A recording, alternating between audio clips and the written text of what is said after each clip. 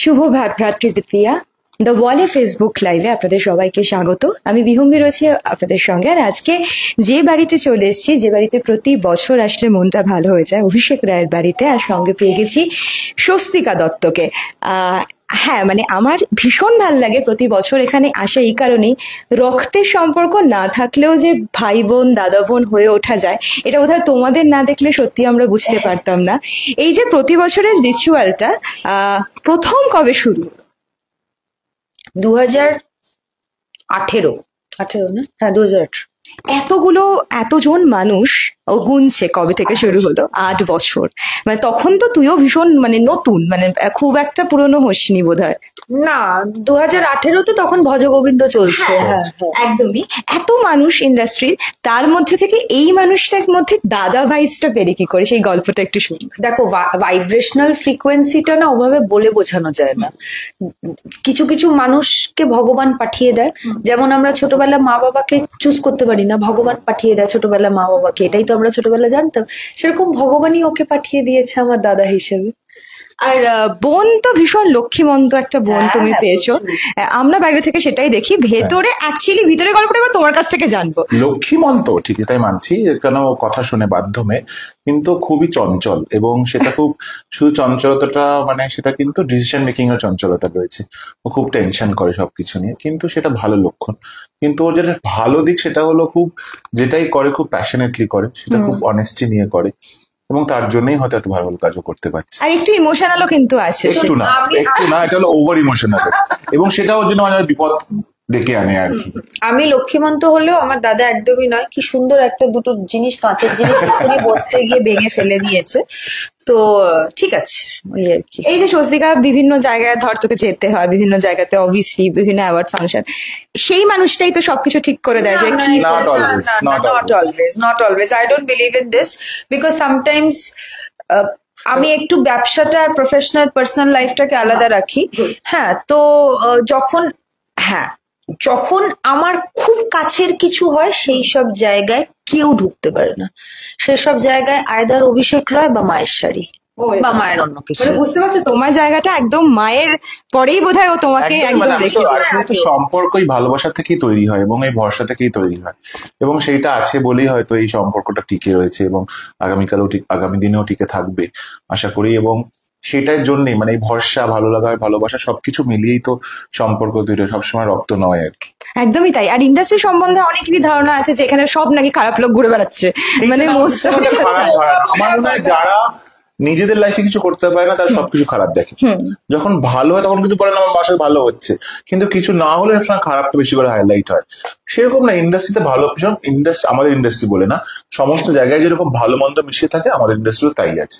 নিজেকে যদি অনেস্ট থাকো, নিজের কাজের প্রতি যদি অনেস্টি থাকে, বাকি সবটা রাইট প্লেসে পড়ে যাবে। শুধু শোবিজ বিজনেসেই খারাপ মানুষ আছে, আর কর্পোরেটে নেই, বা প্রাইভেটে নেই, বা অন্য কোনো মিডিয়া প্রফেশনে নেই। সব জায়গায় আছে। একদমই তাই। আর সবচেয়ে যেটা ধরো আমরা যেটা দেখি যে ভাই বা দাদা যায় বোনের বাড়িতে, এখানে কিন্তু বোনকে আসতে দেখা যায়। আসতে খুব ভালো লাগে এখানকার এই জায়গাটা। এই জায়গাটার আগেও যে জায়গাটা ছিল সেখানেও আমি যেতাম, তো আমি সবকিছুই খুব স্ক্র্যাচ থেকে দেখেছি। তো আর আমার সারা বছর খুব একটা, ওর আরেকটা বাড়ি, এটা অন্যদের কাছে স্টুডিও, ওর এটা আরেকটা বাড়ি, তো এখানে খুব একটা আসা হয় না। এখন তো এটাকে আরো সুন্দর করে ডেকোরেট করেছে, তো আমি সুযোগ খুঁজি। আর আমার ভালো লাগে যে আমি বাড়ি থেকে সবকিছু নিয়ে গুছিয়ে আসি ওর জন্য। এটা প্রথম দিন থেকে আমি শুরু করেছি যে আমি যাবো ওর কাছে। ফার্স্ট প্রপোজালটা যে ফোঁটা দেওয়ার, এটা তুই ফার্স্ট? আমরা দুজনেই একসাথে ওই না, আমাকে বললো আমি তোমাকে ফোঁটা দিতে। নিশ্চয়ই। দেখো এইটা আর কিছু না, এরকম ভাইফোঁটাটা উদযাপন, সম্পর্কের উদযাপন।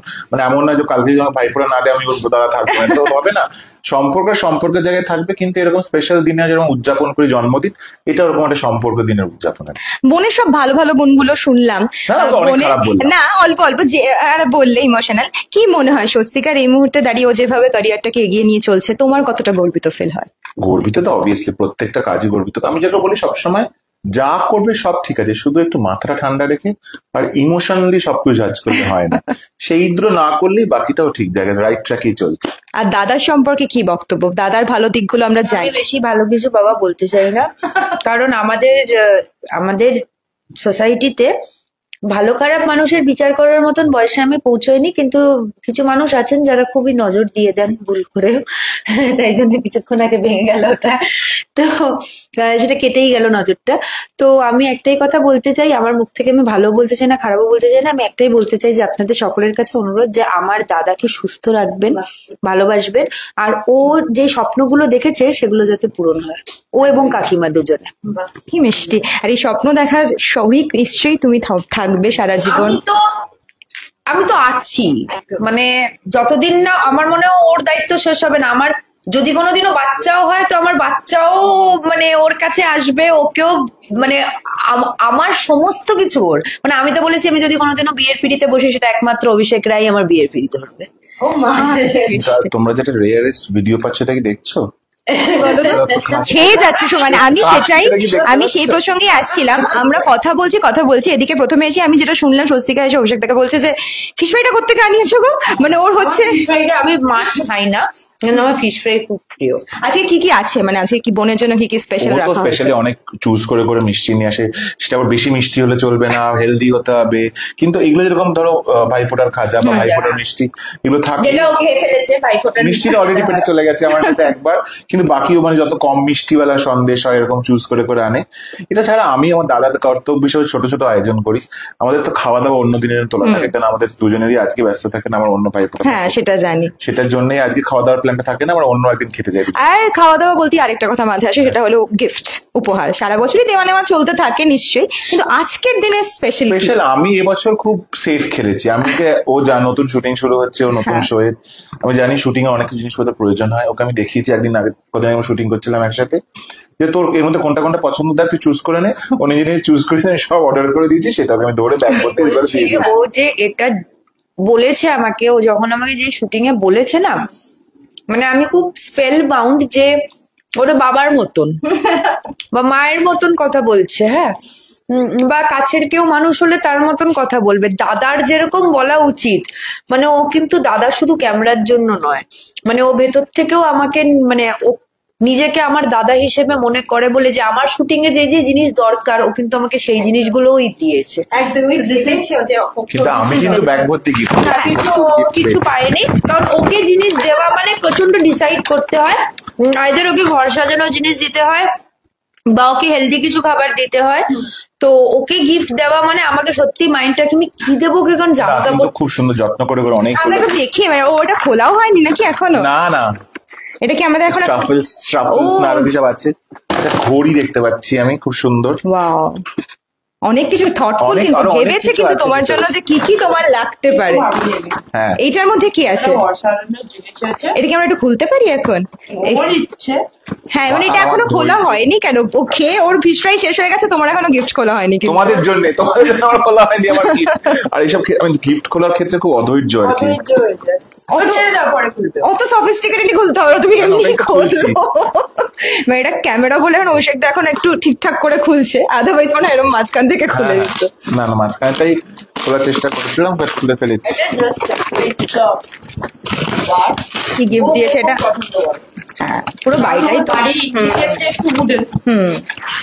বাহ, খুব সুন্দর, খুবই সুন্দর, সত্যি খুব সুন্দর।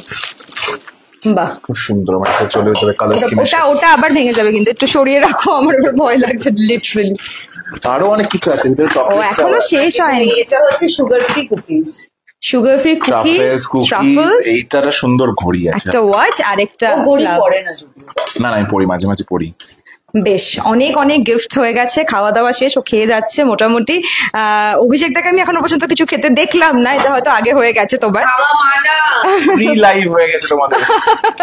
বেশ, আমরা শেষ করবো এখানে, কিন্তু তার আগে একটা রিকোয়েস্ট আছে এটা তোর কাছে।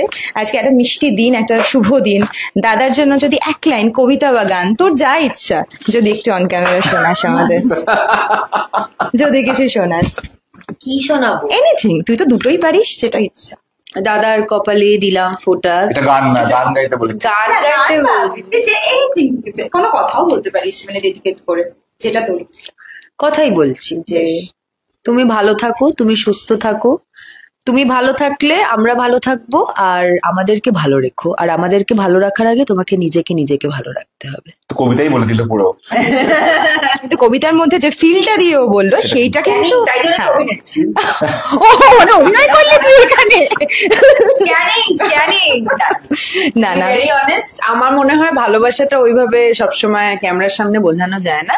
আমি ওকে ভালোবাসি, সেটা আমি জানলেই হবে। একদম এইরকমই দাদা আর বোনের সম্পর্ক অটুট থাকুক, আমরা এটাই চাইবো।